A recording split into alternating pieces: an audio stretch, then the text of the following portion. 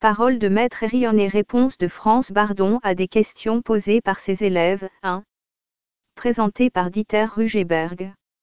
Suivi des fragments du 4e ouvrage inachevé, le livre d'or de la sagesse, ou la 4e lame du tarot, alchimie de France Bardon.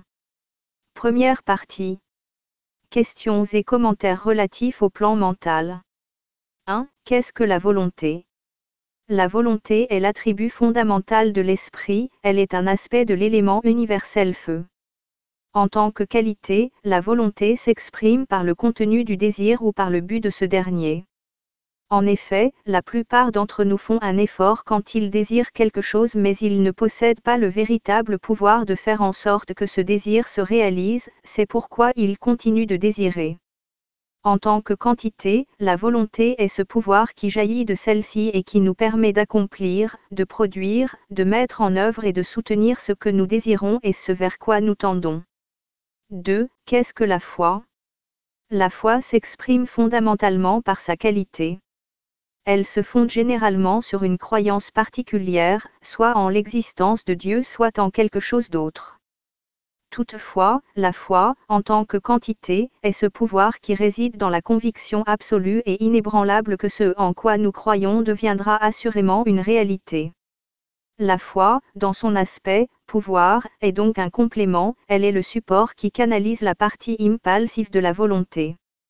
La foi, lorsqu'elle se manifeste ainsi, est le plus haut aspect du principe akashique.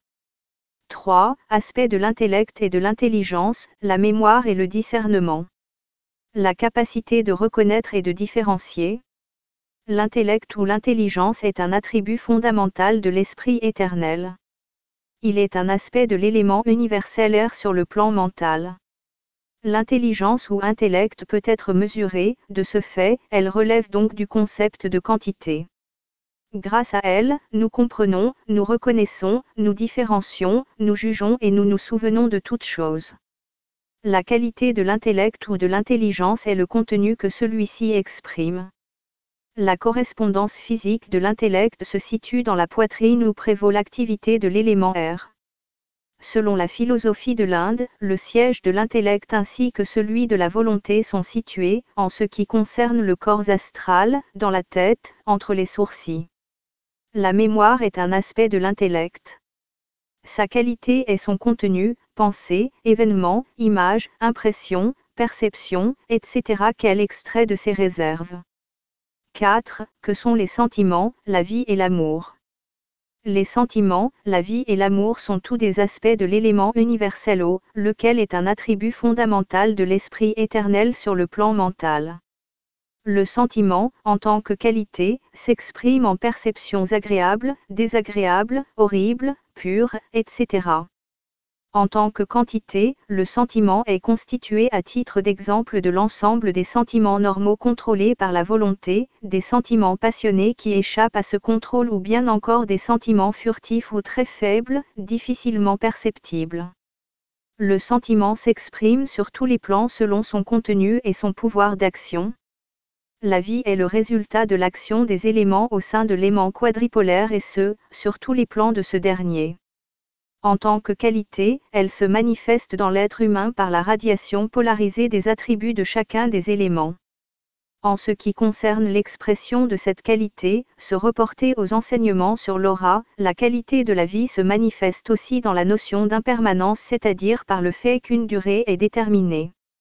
Elle s'exprime donc a. Par l'espace et le temps sur le plan physique. B. Par l'espace sur le plan astral. C. Par l'éternité, sans temps ni espace, sur le plan mental. La vie s'exprime aussi, en tant que quantité, dans toute activité ou mouvement susceptible d'être mesuré. L'amour est une loi universelle. Afin d'être reconnu par ses créatures, Dieu se divisa lui-même, à son plus haut niveau d'amour, en plus et en moins. Ceci signifie qu'il divisa chaque créature et chaque chose créée en deux polarités, active et passive, positive et négative, et ceci donna naissance à une absolue et inaltérable loi dans l'univers. L'amour en tant que quantité s'exprime dans ce qui est sa mesure. Par l'amour nous exprimons notre relation positive avec toute chose que nous aimons. L'amour peut être contrôlé par la volonté. En effet, les passions sont engendrées par un amour incontrôlé, ce qui signifie un amour passionnel, un amour de nature sexuelle. Par exemple, ces passions peuvent donc provenir d'un ardent amour sensuel ou bien d'un amour excessif des richesses, des animaux, des parents, des enfants, du mari ou de l'épouse. Toutefois, il existe aussi un amour incontrôlé qui s'adresse à Dieu, comme le ressentent les mystiques. L'amour, contrôlé par la volonté, nous protège d'un état tourmenté, nous l'exprimons quelle que soit sa nature d'une manière qui corresponde à nos capacités et à notre perception du mérite réel de la personne aimée. La conclusion prévisible est, bien sûr, que nous aimons notre Créateur plus que tout. C'est l'amour le plus élevé, le plus pur et le plus puissant. La qualité de l'amour, en tant qu'attribut de l'Esprit éternel, se manifeste par son rayonnement, par sa polarité et par ses divers modes d'expression. 5. Qu'est-ce que l'instinct de conservation de soi? L'instinct de conservation de soi est l'aspect le plus bas du principe akashique. Il existe sur chaque plan, selon les circonstances et les causes de sa manifestation. Cet instinct, en tant que quantité, se manifeste par la puissance, celle-ci est d'autant plus grande que notre vie est menacée, dans le cas de maladies mortelles par exemple, ou d'accidents sérieux, de risques de guerre, etc. En tant que qualité, cet instinct se révèle dans le désir de vivre aussi longtemps que possible sur le plan physique. Nous pouvons déterminer les aspects et les forces positives de cet instinct dès qu'il s'exerce à de nobles fins. Les aspects et forces deviennent négatifs lorsque l'on veut prolonger sa vie pour des raisons égoïstes. 6. Qu'est-ce que la conscience de soi? La conscience de soi est un état dans lequel nous savons qui nous sommes. Ce type de conscience signifie que nous nous identifions mentalement à l'idéation divine la plus élevée, à l'esprit éternel qui existe en nous. La conscience du « je » est un attribut fondamental de l'esprit sur le plan mental, elle est un aspect de l'élément universel de la Terre. Elle est aussi un miroir de nos qualités de nature active. La pensée, en tant que qualité, est la force active qui émane d'elle-même. La conscience du « je » contient tous les attributs fondamentaux de l'esprit, c'est-à-dire les éléments feu, air et eau lesquels manifestent respectivement la volonté, l'intelligence et l'amour, sentiments et vie. Elle agit dans le corps entier comme une énergie et cette activité est sa quantité, elle est également présente dans le sang. Au niveau mental, dans le corps mental, la conscience se situe dans le cerveau. 7. Qu'est-ce que le subconscient? Le subconscient est le miroir de tous nos défauts, il a son siège dans le corps astral au niveau du diencéphale, cerveau intermédiaire. Incontrôlé, il est notre ennemi. Ceci est particulièrement vrai la nuit où prévaut l'existence de l'espace mais non plus le temps et que le corps physique et la conscience de veille sont au repos. Nous pouvons contrôler notre subconscient par l'autosuggestion, juste avant de nous endormir, en lui ordonnant de faire quelque chose qui soit bon pour nous, nous l'obligeons alors à se référer au contenu de notre mental où existe le contraire du défaut à éliminer, cet axe engrave dire la qualité. La notion de quantité liée au subconscient réside dans le pouvoir et la pression exercée par le contenu négatif de ce dernier. 8. Les éléments, hors du temps et de l'espace, et leurs effets. Parmi les 5 éléments, nous devons distinguer les 4 qui proviennent du plus haut, du plus puissant, l'élément le plus incompréhensible et le plus indéfinissable d'entre eux, l'akasha. Ces 4 éléments universels sont, le feu, l'air, l'eau et la terre. Chacun d'eux a 2 pôles, l'un actif ou positif et l'autre passif ou négatif, leurs attributs et leurs pouvoirs respectifs, que nous connaissons, constituent l'aimant quadripolaire. Sur le plan mental, le feu, l'air, l'eau et la terre œuvrent en tant qu'éléments universels, sans la contrainte du temps et de l'espace. Le principe akashique agit sur tous les plans universels, hors de l'emprise du temps et de l'espace, il est appelé éther éternel ou monde des causes. Il contient aussi tout ce qui a été créé dans l'univers et recèle donc en lui l'aimant quadripolaire ainsi que le fluide électromagnétique, ce dernier est l'expression de la loi universelle la plus haute régissant le macrocosme et le microcosme. Les idées primordiales ou éléments primaires sont les qualités primordiales qui, par la puissance d'un désir correspondant à chacune de celles-ci, engendre aussi la quantité. L'akasha recèle la qualité et la quantité relatives aux éléments. 9. Qu'est-ce que l'ascétisme mental?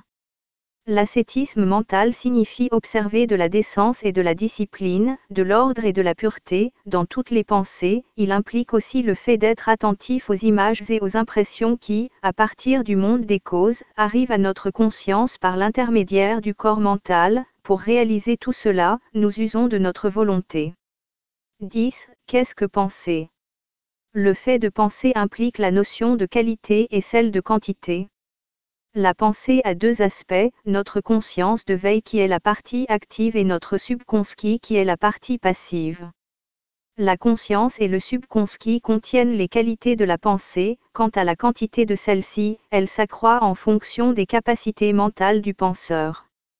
11. Qu'est-ce que la connaissance et qu'est-ce que la sagesse? La connaissance est un attribut actif de l'élément R, celui-ci dépend de notre intelligence, de notre intellect, de notre mémoire, de notre talent, de notre réceptivité et de notre maturité mentale, de notre capacité d'identifier quoi que ce soit et enfin de notre faculté de discernement et peu importe la manière dont nous acquérons cette connaissance, tant au plan théorique qu'au plan pratique au moyen d'expérience. La sagesse est également un attribut de l'élément universel d'R mais elle ne dépend pas de la mémoire, de l'intellect, de l'intelligence et du contenu du mental, bien que connaissance et sagesse soient, à un certain degré, identiques. La source de la sagesse est en Dieu, dans le principe causal, sur tous les plans de l'akasha. La sagesse dépend de la capacité de s'identifier au divin, de la maturité, de la perfection, de la pureté et de la noblesse de cœur de l'individu. Nous atteignons la sagesse par l'inspiration et l'intuition. Notre degré de sagesse indique donc notre niveau de développement. La connaissance et la sagesse impliquent que nous connaissions toutes les lois du macrocosme et du microcosme, celles-ci devant être considérées surtout du point de vue de la sagesse sans qu'elles soient négligées le point de vue du mental, autrement dit, les lois universelles doivent être appréhendées de façon bipolaire. La connaissance et la sagesse peuvent être mesurées, elles sont, par conséquent, liées à la notion de quantité, quant à leurs qualités respectives, celle-ci s'exprime par tout ce qu'elle engendre. 12. Qu'est-ce que la foi manifestée? Une foi manifestée est une conviction ferme et absolue qui devient réalité, elle est celle que nous envisageons et créons par la puissance de notre volonté et de notre visualisation. La volonté est de nature électrique et son pôle opposé, pour concrétiser son but, est la foi manifestée, celle-ci pouvant déplacer des montagnes. Au moyen de ces deux principes, la volonté et la foi, qui correspondent respectivement au fluide électrique et au fluide magnétique, tout a été créé. Si nous voulons acquérir le pouvoir de créer, le pouvoir de la volonté, la capacité de visualiser ainsi que la foi manifestée, nous devons nous identifier au principe akashique qui existe en nous en tant qu'esprit éternel. La foi manifestée peut être mesurée au degré de développement et de maturité d'un individu. Exemple, la guérison de la femme qui a cru qu'elle irait bien dès qu'elle aurait touché le vêtement du Maître Jésus. 13. Quelle est la différence existant entre identification et conviction? Nous acquérons la connaissance par l'identification, par la conviction, qui est la foi manifestée, nous nous assurons que cette identification est, en réalité, conforme aux lois universelles et qu'elle est donc vraie. Le fait de s'identifier à tout ce qui existe relève du concept de qualité lié à l'identification. Le pouvoir de s'identifier intérieurement, en profondeur, à l'essence de tout ce qui est créé. Une identification à chaque être représente la puissance de l'identification, celle-ci relève de la notion de quantité. Quand nous nous identifions à quelque chose, nous faisons usage de tous nos sens externes et, quand cela est nécessaire, nous employons aussi nos sens internes. L'identification est un aspect de l'élément R. La conviction est un aspect de la foi, relié à la vérité absolue et à l'ensemble des lois universelles, elle est engendrée par notre foi et se reflète directement dans le principe akashique. 14. Qu'est-ce que le chaos et qu'est-ce que l'harmonie? Le chaos ou disharmonie est un état donné de négativité qui est engendré, selon les lois universelles, par des tendances négatives qui s'opposent à l'harmonie. L'harmonie est un état de conformité avec les lois universelles, celles qui régissent tout l'univers, que ce soit dans un sens positif ou négatif. Nous observons que tout ce qui a été créé forme un ensemble et est uni avec une précision absolue, à la manière des rouages d'une montre. Si le chaos surgit quelque part, il est immédiatement compensé d'une façon naturelle et conforme à ces lois. Chaos et harmonie sont les attributs d'un état donné, ils constituent la qualité du présent. Du point de vue de la quantité, celle-ci dépend de leur capacité respective de s'opposer au principe akashique ou, au contraire, de se conformer à celui-ci. 15. Que sont les larves, les élémentaux et les élémentaires? Une larve peut être faite de matière mentale ou bien de matière astrale, elle est généralement une créature astrale car elle est créée par la répétition constante d'une pensée intense, nourrie par une passion particulière, par une mauvaise habitude ou par d'autres défauts. Une personne crée habituellement ces êtres de façon insouciante à partir de la substance mentale ou astrale, extraite donc de son propre corps mental ou de son corps astral. Une larve est, en réalité, une demi-créature qui vit sur les sous-plans les plus bas du plan mental et du plan astral. Elle se nourrit des substances mentales ou astrales selon le plan où elle vit qu'émet la passion particulière ou le défaut qui l'a créée. Elle a une forme ou coquille qui a une correspondance avec le défaut créateur et possède un fort instinct d'auto-préservation. Sur le chemin de l'hermétisme, une larve, fortement développée, est généralement un obstacle très difficile à surmonter. Un individu crée des larves quand il ne réussit pas à contrôler ses défauts et il se trouve alors entouré de tous les saints qu'elles forment. Les larves guettent constamment, dans l'environnement de cette personne, les occasions favorables pour éveiller la passion grâce à laquelle elles se nourrissent à ses dépens. Un élémental est un être créé de la substance mentale tissant le corps mental d'un mage. Celui-ci crée l'élémental à partir d'éléments particuliers, selon le but qui motive sa création, il lui donne une forme et des attributs conformément aux tâches auxquelles il le destine et lui transmet une part de sa propre conscience ainsi qu'un nom, il détermine la durée de sa vie, lui soumet un travail à accomplir et, enfin, il s'en détache. Puisque l'élémental ne peut pas créer pour lui-même une coque astrale susceptible d'agir sur le plan astral, il vit et agit sur le plan mental, quand il travaille, il se nourrit de la substance mentale de son créateur et s'il doit œuvrer au nom d'autres êtres humains, il peut puiser sa nourriture directement dans la substance mentale universelle. En règle générale, un élémental a reçu du mage, au cours de sa création, une seule prédisposition et il exécute donc une seule tâche. Enfin, l'élémental ne peut pas accomplir des travaux que le mage lui-même ne peut assumer en raison des carences qui lui sont propres. Un élémentaire est un être fait de substance astrale, il est créé par un mage. En règle générale, cette création est consciente et produite à partir d'éléments particuliers de la substance astrale tissant le corps astral du mage. Il est pourvu d'un ou de plusieurs attributs et est doté d'une partie de la conscience de son créateur. Il possède, en outre, un nom et une forme particulière et sa durée de vie est prédéterminée. Le mage charge l'élémentaire de l'exécution de plusieurs tâches, une fois celle-ci accomplie, l'élémentaire se dissout généralement dans la substance astrale originelle d'où il a été extrait. En effet, il vit seulement sur le plan astral et se nourrit de la substance astrale de son créateur, il a un instinct très fort de conservation de soi. Habituellement intelligent, il a tendance à devenir indépendant si le mage ne réussit pas à le tenir fermement sous sa volonté et son contrôle.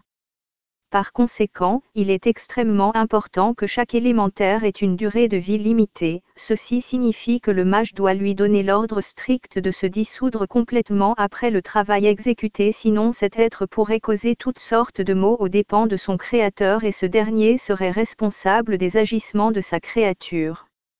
16. Quelles sont les méthodes qui améliorent la volonté, la foi et l'intellect? Nous pouvons améliorer la volonté, la foi et l'intellect par l'autosuggestion. Nous pouvons aussi renforcer la volonté par des exercices agissant sur les 5 sens, la vue, l'ouïe, le toucher, le goût et l'odorat, ainsi que par l'ascétisme, la prière magique, l'introspection et une lutte constante contre les défauts avant que la maîtrise complète sur ceux-ci ne soit acquise. Elle se fortifie enfin par la victoire sur tous les obstacles qui surgissent lors de la pratique d'exercices spirituels et au cours de toute autre situation de la vie. Nous renforçons notre foi par la conscience. Lorsque nous effectuons tous nos exercices et travaux magiques, nous devons les faire en étant conscients d'être un esprit éternel et non un humain ordinaire. Par ce procédé, nous imitons Dieu lui-même dans ses activités créatrices. Grâce à la prière, à un geste ou à quelque chose de similaire, nous entrons dans une sorte de transe et nous nous immergeons consciemment dans l'ambiance intérieure appropriée.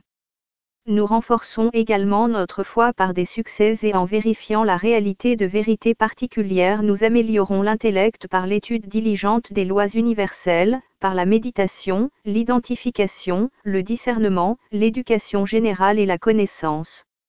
Cette démarche conduit à l'ennoblissement de notre caractère et à la perfection du mental, de l'âme et du corps, qualités qui permettent d'obtenir ensuite.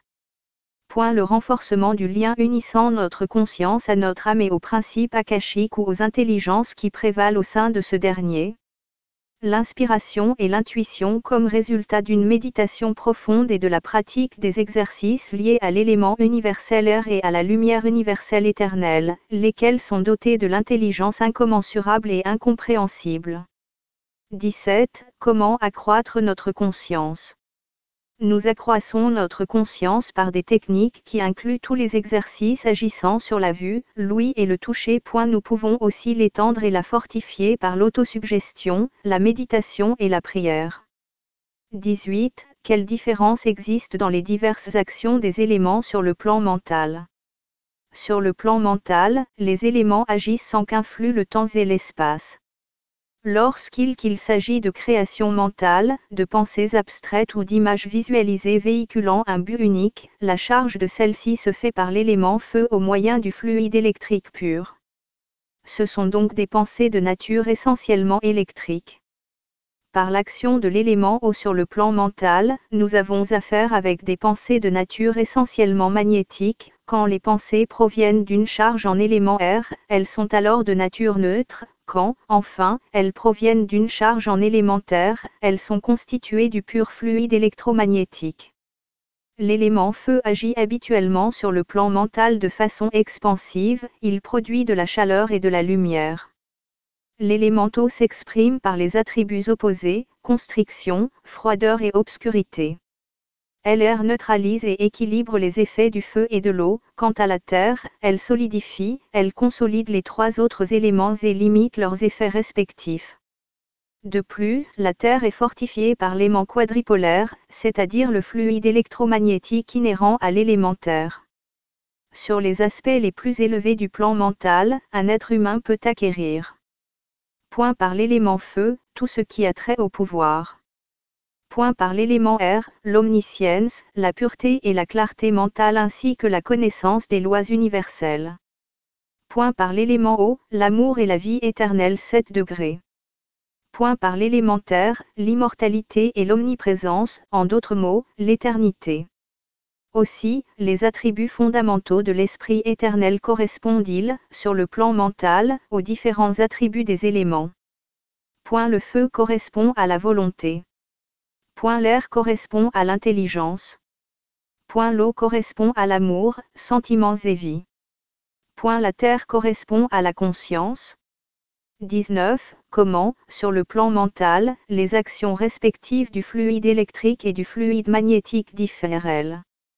Le fluide électrique engendre l'expansion, la chaleur et la lumière sur le plan mental, tandis que le fluide magnétique émet l'opposé constriction, froid et obscurité. Le fluide électrique remplit les pensées abstraites de chaleur, d'expansion et de dynamisme. Le fluide magnétique les remplit des attributs opposés. Le fluide électrique, par exemple, s'exprime par la volonté, alors que le fluide magnétique s'exprime par le pôle opposé à la volonté, c'est-à-dire par la foi, autre aspect de la puissance universelle. Nous voyons également le fluide électrique dans l'action, active, constante, dans la vigueur et le mouvement, dans les activités créatrices, dans le développement et les éclats libération, explosion, révolutionnaire. Sur le plan mental, le fluide magnétique s'exprime en attributs opposés, dans l'évolution et le repos éternel. 20. Quel est le pouvoir de l'imagination ? La puissance, un accent aigu à la faculté d'imaginer, est une capacité de l'être humain. En elle est la qualité qui nous permet de nous visualiser vivant, en pleine possession de l'activité de nos 5 sens, la vue, l'ouïe, l'odorat, le toucher, le goût. Elle nous permet de visualiser aussi une personne dans toutes les circonstances de sa vie ou bien un être quelconque, une idée, un sujet de discussion, une pensée, une image, la qualité et l'essence d'une question donnée, etc. Cette faculté s'applique particulièrement aux exercices spirituels mais aussi à la vie quotidienne. La notion de quantité liée à cette capacité d'imaginer s'exprime par l'intensité ou la faiblesse de la mise en œuvre de cette dernière. 21. Quelle est la différence entre un élémental et un accent grave image créée par visualisation ? Une forme créée par visualisation est l'image exacte de ce que l'on visualise, la réalité est ce que nous créons à l'aide de la volonté, de la concentration, de la puissance de l'imagination et de la foi manifestée. À l'opposé, un élémental est un être que nous créons de façon magique à partir de la substance mentale et d'éléments particuliers et auxquels nous donnons un nom. Cet être reçoit une partie de notre conscience, il effectue certaines tâches, il a un instinct de préservation et, enfin, il se nourrit de la substance mentale que nous émanons sur le plan mental, substance que nous avons auparavant extraite consciemment de l'univers et que nous rendons ensuite, une fois la charge faite. 22. Quelle est la nourriture du corps mental ? Le corps mental se nourrit des pensées circulant sur le plan mental ainsi que d'images et d'impressions recueillies à l'aide des sens. 23. Comment un être pensant se manifeste-t-il sur le plan astral et sur le plan physique ? Un être pensant s'exprime sur le plan astral par l'intermédiaire de son corps astral, de son âme, puis, au sein de l'aimant quadripolaire, avec tous ses attributs et toutes ses capacités. Un être pensant s'exprime sur le plan physique par l'intermédiaire de son corps astral dont l'énergie vitale rayonne en diverses couleurs, chacune d'elles correspond à la polarité liée aux actions respectives des éléments. Cette émanation des attributs des éléments est appelée aura, celle-ci révèle ce qu'est fondamentalement un être humain au regard de sa structure élémentale. Un être pensant se manifeste donc sur le plan physique par son corps physique avec toutes les capacités élémentales structurant son corps astral. La plupart de celles-ci sont analogues aux attributs de chacun des 4 éléments se manifestant dans l'aimant quadripolaire sur lequel influent le temps et l'espace. 24. Que sont la concentration, la méditation, la fixation, la contemplation et l'imagination incontrôlée ? La concentration est l'emprise de la pensée sur un point ou l'adhérence à un point, un objet, un être, un concept abstrait, une idée, une image, une perception, etc. Elle comporte 3 niveaux. Point le premier est celui d'une concentration non interrompue d'une durée de 12 secondes, on l'appelle dharana. Point le deuxième est celui d'une concentration de 12 fois 12 secondes, 144 s ou 2 mn 24 s, on l'appelle dhyana. Point le troisième est celui d'une concentration d'une durée de 12 fois 12 fois 12 secondes, 1728 s ou 28 mn 48 s, on l'appelle samadhi, ce qui signifie extase, la fusion entre celui qui se concentre et l'objet de la concentration. La méditation a pour but de décomposer ou d'analyser une question, un concept abstrait, une idée, une pensée, une image, etc. Elle tend à en discerner tous les aspects et détails en effectuant ce même travail sur tous les plans de la manière que nous connaissons, avec la volonté, l'intelligence et l'amour. La fixation est la mesure exacte, la stabilisation et le maintien ininterrompu de la pensée, qui se produit pendant la concentration, sur un objet particulier, une idée, un point, etc. La contemplation est la perception mentale, la réflexion ou l'analyse, effectuée sur les différents plans, d'un objet particulier, d'une question, d'une idée, d'un être, d'une image, d'une impression, d'une pensée et de leurs attributs respectifs. Par exemple, si nous voulons être certains qu'une image ou qu'un objet a quelque réalité, nous les regardons d'abord avec les yeux ouverts et ensuite avec les yeux fermés. Si l'image ne change pas et ne disparaît pas, c'est une réalité, autrement, c'est une illusion. L'imagination incontrôlée est souvent enflammée par la beauté d'un objet, elle a un effet excitant sur nos sens qui augmente par des stimuli divers. L'imagination a toujours une coloration et une orientation subjective et provisoire, selon le caractère de l'individu qui imagine et l'humeur de celui-ci à un moment donné. 25. Qu'est-ce qui peut être substitué aux exercices? Nous pouvons substituer aux exercices la méditation, l'autosuggestion, la foi, la prière, l'introspection, des actes nobles, l'ascétisme, la sagesse, la connaissance, le silence, l'amour et l'humilité. 26. Quelle est la finalité des exercices? En effectuant les exercices, nous ennoblissons, perfectionnons et renforçons notre mental, notre psychisme et notre corps physique. Ce faisant, nous fortifions surtout tous les attributs actifs de chacun des 4 éléments universels qui œuvrent en nous et autour de nous et pénétrons ainsi les concepts divins qui se manifestent également en nous et en tout lieu. Nous commençons par les concepts qui peuvent être discernés sur le plan le plus bas, le plan physique, et, en progressant vers le haut, nous continuons jusqu'à ce que nous devenions un avec Dieu. 27. Comment le principe akashique agit-il sur le plan mental? Le principe akashique est, par rapport au plan mental, un monde de causes qui n'est soumis ni au temps ni à l'espace. C'est le principe le plus élevé, la puissance la plus incompréhensible, bien que non créé, il a tout créé et guide également tout. Dans la structure d'un être humain, le principe akashique est supérieur au monde mental d'un individu, il est ce qui domine et gouverne l'être aussi bien dans son corps mental que dans sa conscience, en effet, il dirige aussi le principe divin qu'est la conscience quant à sa propre structure, intuition, inspiration, foi et l'instinct de conservation de soi. Le principe akashique crée, lors de nos exercices, des obstacles dans le monde mental individuel car, étant un monde de causes et portant en lui les idées originelles, il émet celles-ci vers le plan mental, ces idées se déforment en pensées, images et visualisations diverses, ce qui perturbe notre pratique mais renforce notre volonté dans la mesure où nous devons les maîtriser. La matrice mentale est faite de la substance la plus fine issue du principe akashique. Elle relie le corps mental au corps astral et transfère toutes les pensées, les images mouvantes et les impressions à la conscience mentale. Le principe akashique s'exprime, sur le plan mental, par des pensées de nature électrique, magnétique, électromagnétique ou neutre. Celles-ci sont la manifestation des idées fondamentales, encloses dans ce monde de cause qu'est ce principe. Ce dernier agit sur notre conscience et sur notre subconscient grâce à ces idées devenues pensées, nous les captons, les traitons, les comprenons et, soit nous les acceptons, soit nous les refusons. 28. Comment se détermine la destinée sur le plan mental?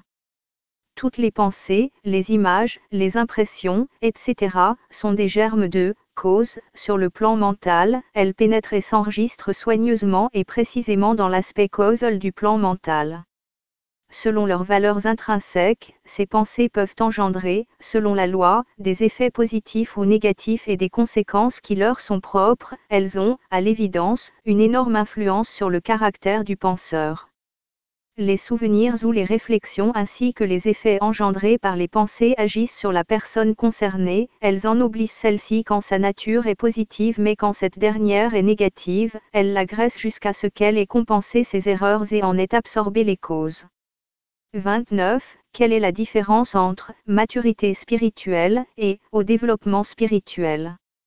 Un être ayant la maturité spirituelle sait s'identifier au principe divin, il a la connaissance intime des réalités universelles, il est devenu une partie du principe divin et cherche à présent les moyens et l'inspiration pour poursuivre cette identification à un niveau plus élevé. Un être, hautement développé au plan spirituel, s'est déjà totalement identifié au principe divin et il continue sur le chemin d'un ennoblissement et d'une perfection plus haut encore. 30. Comment la substance mentale et la substance astrale agissent-elles sur la conscience spirituelle? La substance mentale et la substance astrale agissant par l'intermédiaire d'impressions ou de perceptions projetées sur les sens spirituels, en effet, celles-ci atteignent la conscience spirituelle, en provenance donc de tous les plans, via la matrice mentale. Au sein de celle-ci, ces impressions agissent sans être limitées par le temps et l'espace. Sur le plan astral, elles œuvrent uniquement dans l'espace. Les impressions reçues sont traitées par la conscience spirituelle grâce aux attributs de chacun des 4 éléments en activité dans le corps mental et dans le corps astral.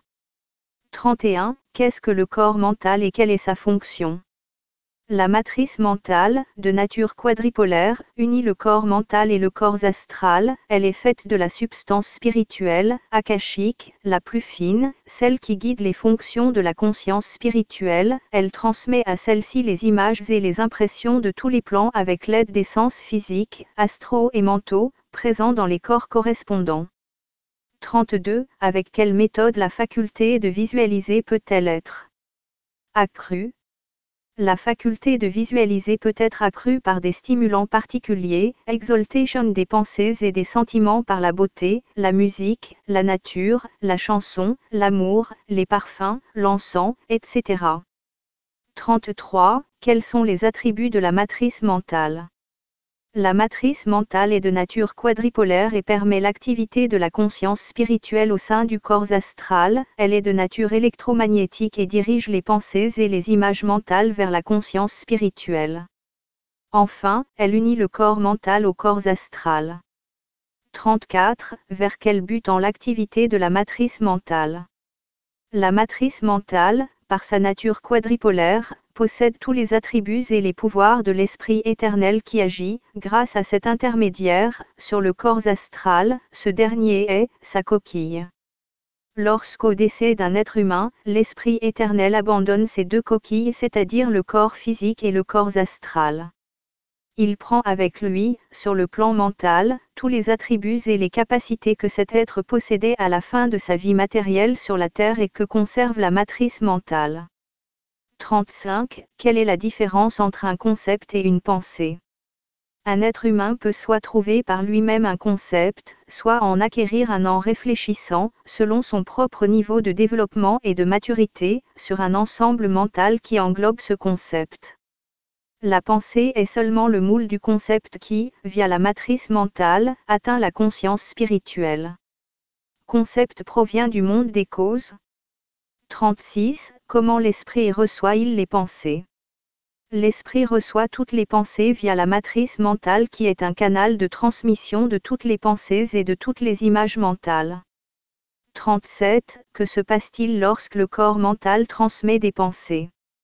Quand le corps mental, ou plutôt le haut mental, transmet des pensées, la télépathie est possible. Celle-ci est la transmission de pensées, sur le plan mental, par la mise en œuvre du principe akashique, sans la contrainte du temps ni de l'espace.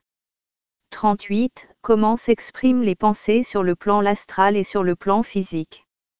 Les pensées sont captées par un sens physique très finement développé, le sens de l'ouïe mental. Celui-ci les transmet à l'ouïe astral. Les pensées deviennent alors des impressions, puis elles atteignent la conscience de veille, ou conscience mentale, 9 par l'intermédiaire de la matrice mentale. À ce point, nous sommes conscients d'elles et nous les gérons. 39. Qu'est-ce qu'une condensation ? Si nous concentrons la puissance de notre volonté, de notre intellect, de nos émotions et de notre foi manifestée, sur quelque chose que nous visualisons et si nous chargeons et augmentons ensuite cette accumulation de force au moyen d'une force opposée ou d'une résistance quelconque, il résulte une condensation de cette chose.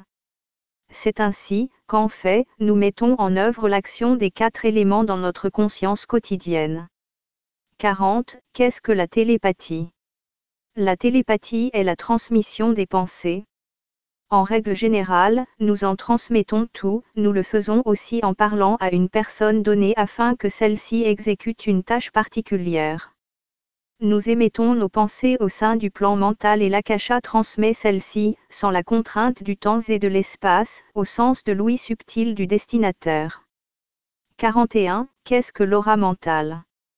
L'aura mentale est faite de rayonnements colorés qui représentent les attributs respectifs du mental ou plutôt de la matrice mentale des 4 éléments avec leurs pôles positifs et négatifs.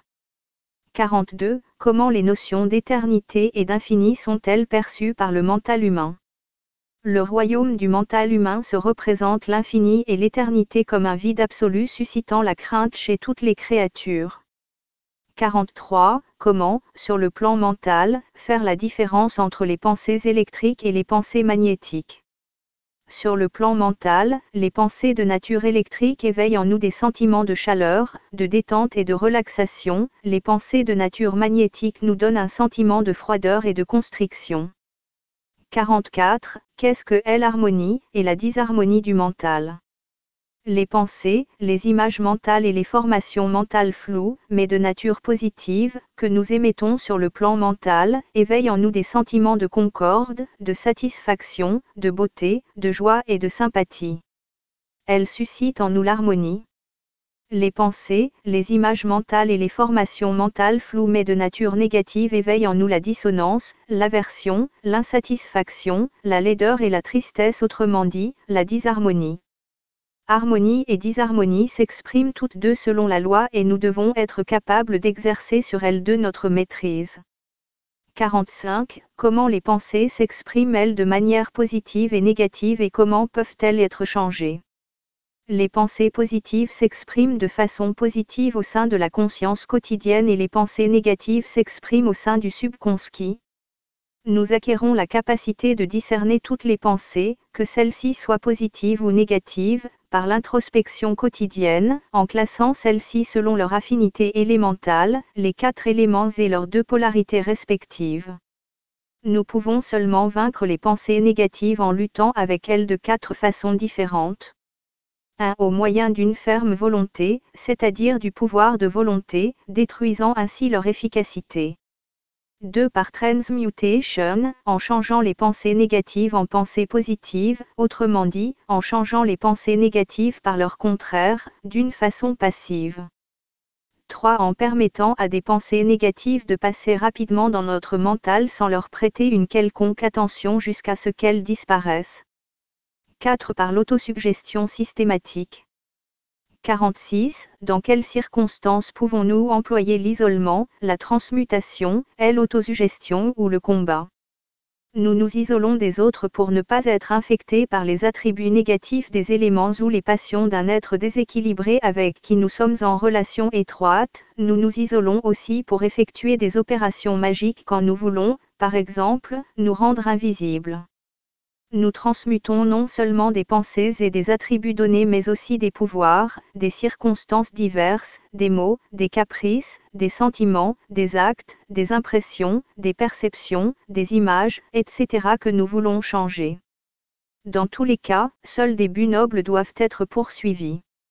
Au moyen de l'autosuggestion, nous améliorons et ennoblissons notre caractère, notre disposition d'esprit. En outre, nous renforçons notre mental et le préparons à réaliser ce que nous ne pouvons pas accomplir au moyen de nos capacités ordinaires. Dans ce cas, nous pouvons même obtenir quelques succès grâce à ce procédé. L'autosuggestion s'applique seulement à notre développement astral ou psychique et mental. Par la lutte, nous éliminons nos défauts et surmontons n'importe quels obstacles, tout particulièrement ceux qui surgissent quand nous faisons nos exercices. Dans ce combat, nous nous servons du pouvoir de notre volonté, de la puissance de la visualisation, de la concentration, de notre conscience et de toutes nos capacités et qualités. 47. Quel est le travail du Dieu personnel et universel dans la sphère mentale? Dans le royaume mental, notre Dieu personnel travaille par l'intermédiaire de l'intuition et de l'inspiration. Il nous amène, au moyen de penser, à le reconnaître ainsi qu'à ennoblir notre caractère. Il guide notre principe divin, issu de l'Esprit éternel, pour que nous nous rapprochions un peu plus de lui chaque jour et que nous nous identifions finalement à lui. Le Dieu universel place, dans le royaume mental, des obstacles sur notre chemin ascendant jusqu'à ce que nous ayons maîtrisé tous les attributs des éléments universels. Cela se perçoit tout particulièrement dans l'exercice d'introspection, dans les autres exercices et aussi dans la vie quotidienne. Le Dieu universel s'exprime en nous sur le plan mental et également dans notre conscience comme un état négatif, n'ayant ni temps ni espace, comme un néant absolu, un vide. 48. Quelles sont les analogies existant entre le plan mental et le plan physique eu égard à la nature? Exemple, comment agissent l'alcool, les narcotiques et les stimulants? Lorsque l'on consomme de l'alcool, de façon régulière surtout quand c'est là une passion, notre pensée, donc au plan mental s'émousse. Par conséquent, l'alcool atténue ou paralyse la conscience et le subconscient, l'intellect, la mémoire, la rapidité de perception, la capacité de reconnaître et de différencier, il agit également ainsi sur les sentiments et la volonté. La consommation d'alcool augmente la passion pour l'ivresse et, sur le plan physique, il endommage le système nerveux, cerveau, cervelet, moelle épinière. L'alcool est une boisson ardente contenant une forte concentration du principe feu. Quand une personne s'adonne à ce type de boisson de façon régulière, elle déclenche une forte perturbation de cet élément qui peut alors augmenter en quantité dans l'organisme jusqu'à ce qu'un mal sérieux se développe, attaquant ainsi tout le système nerveux et la conscience sensorielle. Le même principe s'applique à la consommation des narcotiques et des excitants. Il arrive parfois que, par surstimulation, les sens physiques, ainsi affaiblis, développent une clairvoyance, une clairaudience, une clairolfaction ou une clairgustativité provisoire. Toutefois, ces facultés psychiques peuvent n'être qu'une apparence, hallucination. Dans ces deux types d'abus, nous traitons de manifestations très nocives qui mènent parfois l'individu à des cliniques psychiatriques. La nature, la loi universelle, réagit à ces perturbations fortement négatives en envoyant une force tendant à rééquilibrer la situation. Un grave déséquilibre du feu sur le plan mental et sur le plan astral provoque souvent une entrée consciente dans la 4e dimension, ce qui signifie que la personne concernée se perçoit comme étant libérée du temps et de l'espace. De plus, cette perturbation agit simultanément sur les sens, notamment les yeux, qui sont régis par l'élément feu. Cette personne peut soudainement voir l'environnement et les êtres de plan qui restent habituellement invisibles, ou bien elle peut éprouver des hallucinations provenant de son subconscient ainsi activé et de ses sens trop stimulés. 49. Comment travaillent les éléments au sein du corps mental? Les fonctions inductives et les fonctions déductives du mental. Au sein du corps mental, les 4 éléments travaillent ainsi. Les éléments actifs, le feu et l'air, œuvrent de façon inductive et rythmique aussi bien dans ce corps qu'à l'extérieur de celui-ci. Les éléments passifs, l'eau et la terre, œuvrent d'une manière déductive. Ils resserrent, condensant et travaillent de façon rythmée à l'intérieur de ce corps et à l'extérieur de celui-ci. 50. Comment les pensées, le développement spirituel et la maturité sont-ils enregistrés dans le plan mental, dans le monde des causes et dans les éthers? Au sein du plan mental, les pensées sont enregistrées dans la mémoire cosmique, elles sont enregistrées en tant que cause, dans le monde des causes et en tant que conséquence, dans l'akasha. La maturité et le développement spirituel d'un individu sont enregistrés comme sagesse, dans le plan mental. Le haut niveau de développement d'un être apparaît, dans le monde des causes, comme un équilibre absolu entre les éléments, tandis que dans les éthers, il révèle un être humain bien équilibré. Un tel être n'est plus soumis au destin mais est directement responsable devant l'akasha, c'est-à-dire la providence. 51. Qu'est-ce que l'évolution mentale? L'évolution mentale est le développement intérieur et invisible des attributs des éléments universels agissant sur le corps mental et le plan mental, elle conduit celui qui a ainsi travaillé sur soi-même à l'union avec Dieu. Cette évolution est essentiellement l'éclosion, accomplie pas à pas, de tous les concepts divins, au sein de ce mental, commençant par le niveau le plus bas et aboutissant au plus haut, c'est là le sens de l'expression, devenir un avec Dieu. 52. Qu'est-ce que la langueur spirituelle? La langueur spirituelle est un désir ardent de s'identifier à Dieu, dans le sens occulte et hermétique du terme, parce que l'on devient conscient de l'existence du principe divin en soi-même.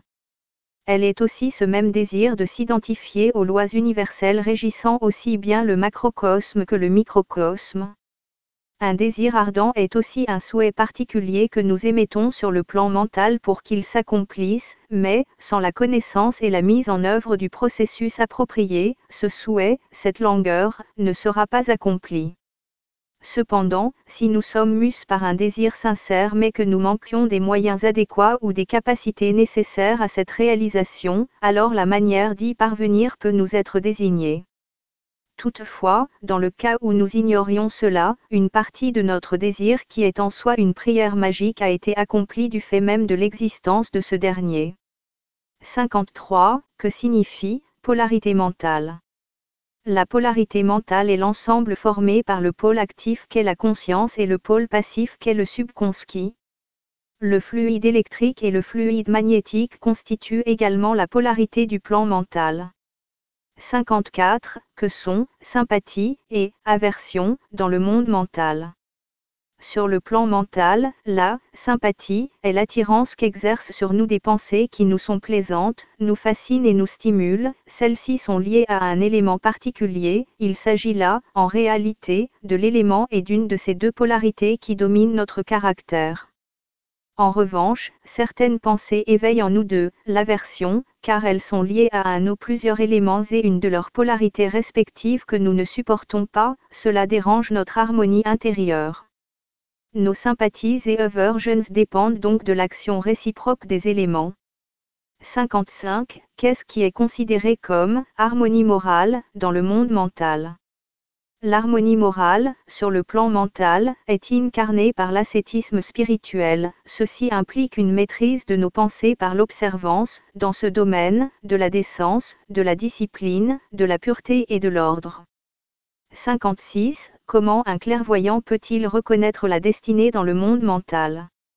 Un clairvoyant se met en état de transe et, au moyen de la visualisation, il se concentre sur le principe akashique du monde mental lié à un individu donné. Il peut alors clairement lire le passé, présent et l'avenir de ce dernier. Il peut obtenir le même résultat en employant un miroir magique. 57. Comment la conscience mentale continue-t-elle d'exister dans l'au-delà après la dissolution du corps astral? Une fois que l'être humain a franchi le plan physique, sa conscience continue d'exister sur le plan astral grâce à son corps astral, puis il perd ce dernier en raison de l'action dissolvante des éléments sur ce corps. Alors, la conscience entre automatiquement dans le plan mental où elle continue d'exister dans la partie de ce plan avec laquelle elle est vibratoirement en phase. Plus une personne était pure et bien équilibrée sur le plan physique, quant aux éléments constituant sa structure, plus élevée sera la subdivision mentale où elle demeurera et à laquelle elle s'adaptera. Après un certain temps, elle reviendra de nouveau dans le monde physique pour travailler au rééquilibrage des éléments composant sa structure, ainsi qu'à l'ennoblissement de son caractère et au perfectionnement spirituel de son être. 58. Que sont les états psychiques appelées transmédiumiques? Clairvoyance et spiritisme.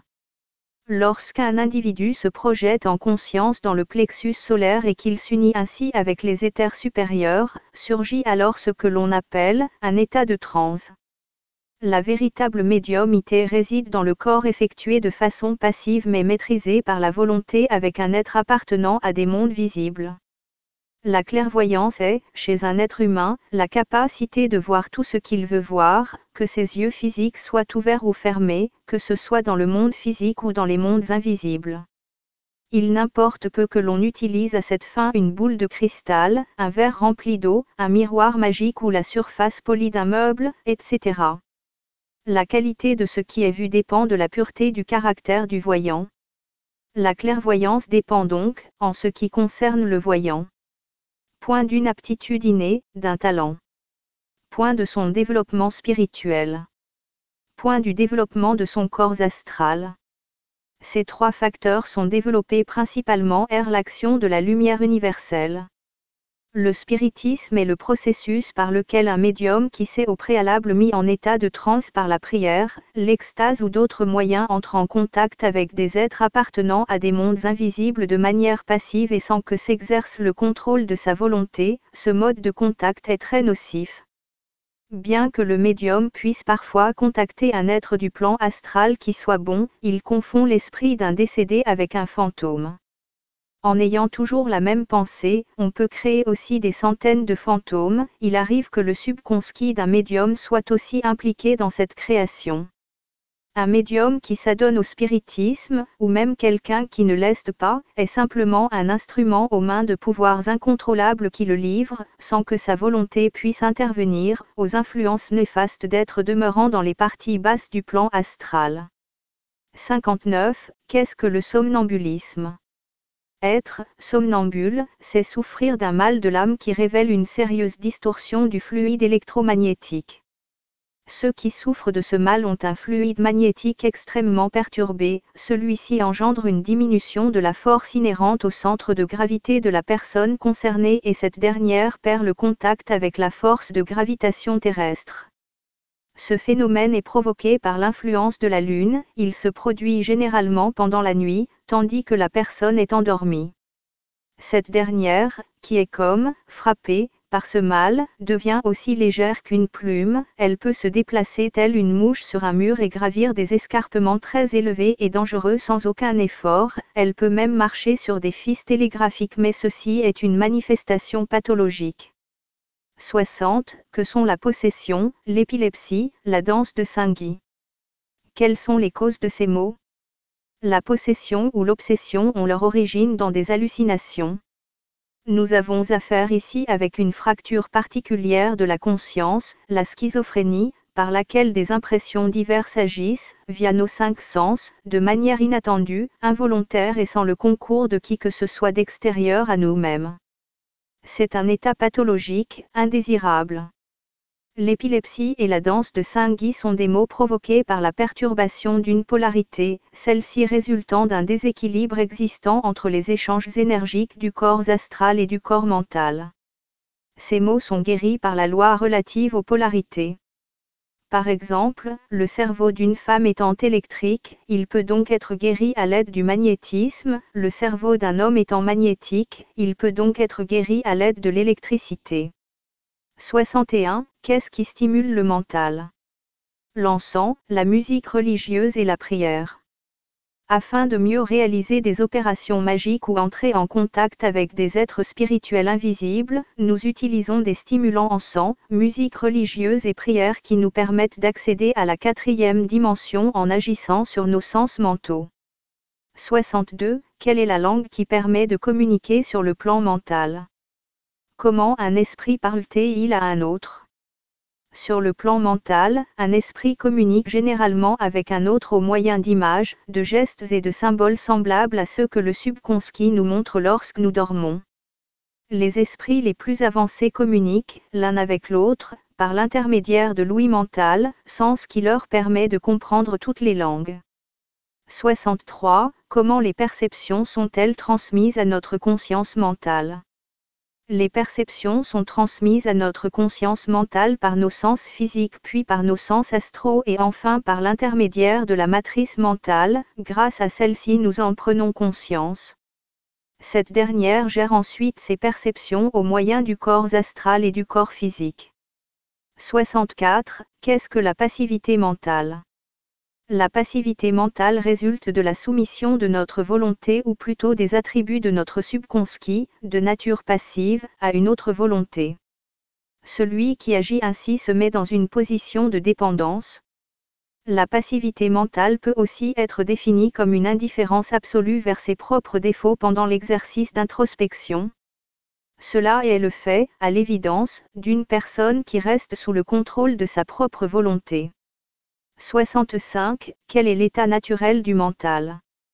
C'est l'état que l'esprit a au sein du principe akashique, sans pensée, sans sentiment, sans perception, libre du temps et de l'espace et de toute activité mentale, c'est le repos absolu, le néant, le vide.